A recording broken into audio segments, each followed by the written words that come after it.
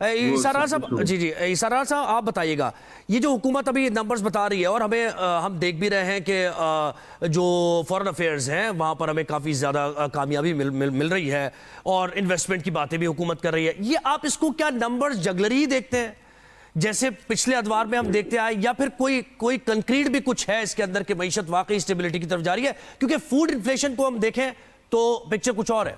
देखें, अगर हुकूमती दावे और एमओयूज जो वो हमें दिखाती है, अगर उन सबको इकट्ठा करें तो मेरा ख्याल है हमें माउंट एवरेस्ट पे तो पहाड़ों से चढ़ने की जरूरत नहीं, हम उससे ऊपर पहुंच जाएंगे। इतने एमओयूज हमने साइन कर लिए हैं। तो मेरा ख्याल है शहबाज शरीफ साहब ने कोई 300-400 बिलियन के तो एमओयू साइन कर लिए। आया क्या है उसमें से? टका भी नहीं आया। पिछले 4 साल से हम यही सुन रहे हैं कि इन्वेस्टमेंट आ रही है, इन्वेस्टमेंट आ रही है, गेम चेंजर।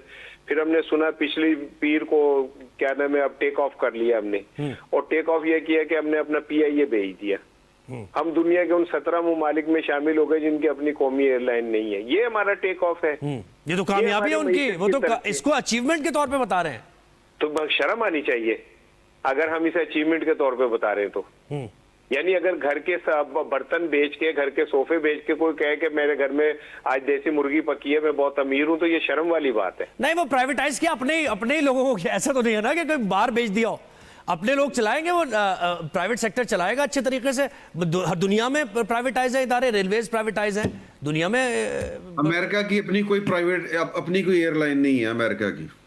तो अमेरिका में भी क्या नाम है, इलेक्शन चोरी हो जाते हैं। अमेरिका के अंदर भी जुडिशरी जो है, आप कह रहे हैं इलेक्शन चोरी हो रहे हैं। अमेरिका के अंदर कह रहे हैं ना इलेक्शन चोरी हो रहे हैं। ये जब तक कोई लीगल फोरम नहीं कहेगा, मैं कह रहा हूँ अगर आप अमेरिका की कर रहे हैं तो क्या अमेरिका के जो सदूर है उनके भी, वो भी खरबपति हो जाते हैं, उनके बच्चे भी बाहर सेटल हो जाते हैं, उनके बच्चों के भी बाहर कारोबार हो जाते हैं।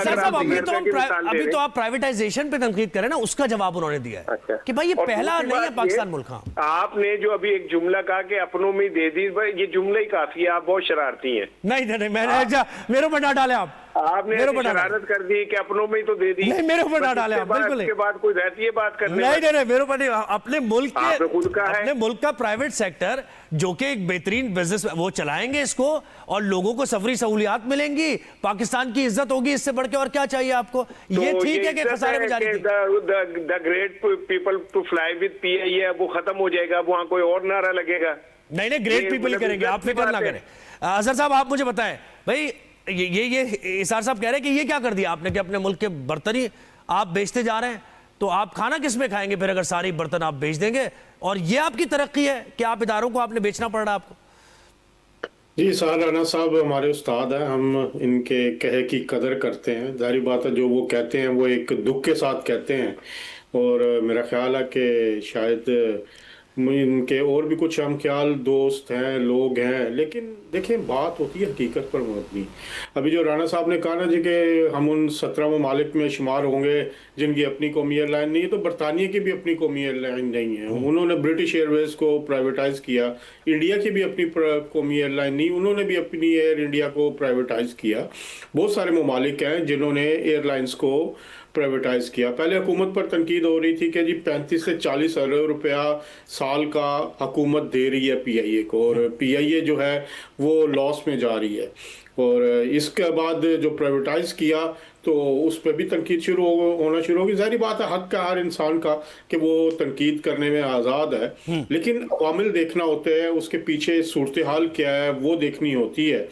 अब जो ये PIA प्राइवेटाइज हुई है, इसमें 2 बड़े अहम लोग हैं जिन्होंने इसकी हिमायत की है। मिफ्ता इस्माइल साहब जो हुकूमत के सबसे बड़े नाकिद हैं, उन्होंने कहा ये बिल्कुल ठीक हुआ है। फिर शब्बर रजवी साहब, वो भी हुकूमत पे बहुत तनकीद करते हैं, उन्होंने भी इस अमल की शब्बर जैदी की बात कर रहे हैं आप? जी, शब्बर जैदी साहब, उन्होंने भी हिमायत की। उन्होंने कहा बल्कि जेब से दे के देना पड़ता तब भी दे देते। प्राइवेटाइज का जो अमल है वो कोई बुरी बात नहीं है, पूरी दुनिया में इदारे प्राइवेटाइज होते हैं। और इस वक्त जैसे आपने बिल्कुल सही कहा कि अपनों में दे दी, मतलब कि अपने ही ताजरों को दे दी। यही कोई बाहर से ग्रुप आता, वो माहाना बुनियादों पे जो रेवेन्यू है या प्रॉफिट है वो बाहर लेके जाता। तो मेरा ख्याल है जो आरफ हबीब ग्रुप है, ये सारे लोग हैं, ये तो इमरान खान के बहुत बड़े हामी ये भी थे। तो ये इसमें सियासत को हट के टोटल प्रोफेशनल बुनियादों पर ऑन मेरिट ये फैसला किया गया, ओपन बिडिंग हुई है। अब कम से कम 35 से 40 अरब रुपए का नुकसान जो है वो पीआईए को नहीं होगा, हुकूमत को नहीं होगा, वो पीआईए चलेगी, रूट्स खुलेंगे, बाहर सारे आएंगे। तो ये एक बड़ी हौसला अफजा अमल है। मेरे ख्याल है इस पे तनकीद तो की जाए, लेकिन अगर हम इसके मेरिट्स देख लें, मेरिट्स बहुत है। नईम साहब, आप मुझे बताएं कि ये तनकीद इस पर हो रही है, लेकिन उसके हक में भी बहुत बात हो रही है। ये जो हमने मेजर्स लिए थे, SIFC का क़याम अमल में लाया गया, one window operation, ease of doing business, तो मैं ईज ऑफ डूइंग बिजनेस के बारे में देख रहा था तो वो बेहतर हुई है, यानी उसके आशारिये बेहतरी की जानिब गामजन है। तो देखें ना कि जब स्ट्रक्चर रिफॉर्म्स आप करते हैं तो थोड़ा टाइम तो लगता है। अब ग्रोथ यानी माइनस में, बल्कि 1% भी नहीं थी, अब 3% कहा जा रहा है। गुज़श्ता 3 मंथ की ग्रोथ हमारी जो है वो 5% पे जा रही है। तो बेहतरी की तरफ है मईशत। 2026 में मजीद स्टेबल होगी, आप नहीं समझ रहे इसको ऐसा? बहुत शुक्रिया ज़ोहैब साहब। नहीं, मैं ऐसा नहीं समझता कि 2026 में ऐसे कोई आशारिया में नजर नहीं आते कि इकॉनमी जो है वो स्टेबल होगी। देखिए, सबसे पहली बात तो ये है कि पीआईए का जहां तक ताल्लुक है तो प्राइवेटाइजेशन जो है वो मुल्कों में होती है। लुफ्थांसा भी हुई थी, जापान एयरलाइन भी हुई थी, ब्रिटिश एयरवेज भी हुई थी, लेकिन उन्हें औने पौने इस तरह नहीं बेचा गया था जिस तरह पीआईए को बेचा गया है।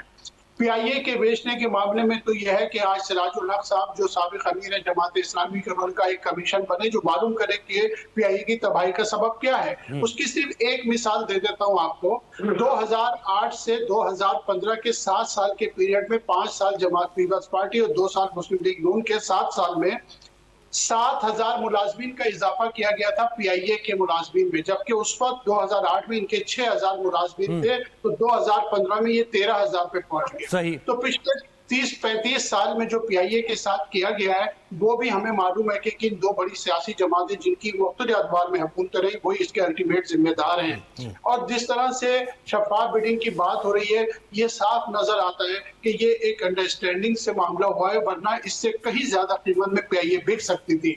और पाकिस्तान की इकोनॉमी को ये दो सियासी जमातें, पीपल्स पार्टी और लीग नून, किस तरह हमारे साथ कर रहे हैं।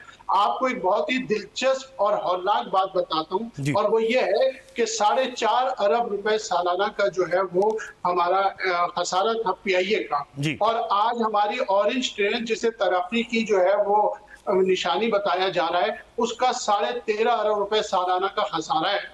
कल उसके बाद वो भी पीआईए जैसी शक्ल इख्तियार कर लेगी, लेकिन आज हुकूमत उस पर जो है वो डोंगरे बरसा रही है। दूसरी बात ये है कि हरगिज जो है वो अभी 3 पे हम नहीं पहुंचे। अभी एक्चुअल जो है वो 1.70 जो है शरह नमू है इस वक्त पाकिस्तान में हकीकी तौर पे। और शरह नमू आपकी जब बढ़ती है जब आपका लार्ज स्केल मैन्युफैक्चरिंग जो है वो आगे बढ़ता है। आप अंदाजा लगाइए कि इस वक्त जो है वो माइनस में है। एप्टमा के चेयरमैन, उनसे ज्यादा ऑथेंटिक आदमी कौन है, उसने कहा कि 140 टेक्सटाइल मिलें पंजाब में बंद हो गई है। 187 टेक्सटाइल मिले हैं पंजाब में, 140 बंद हो गई है। एसएमईज, फैसलाबाद में एसएमईज का बड़ा मसला है, बिल्कुल वो काफी ज्यादा क्राइसिस है। हमारी एक्सपोर्ट नहीं बढ़ रही, हमारी ग्रोथ उस वक्त होगी जब हमारी एक्सपोर्ट बढ़ेगी।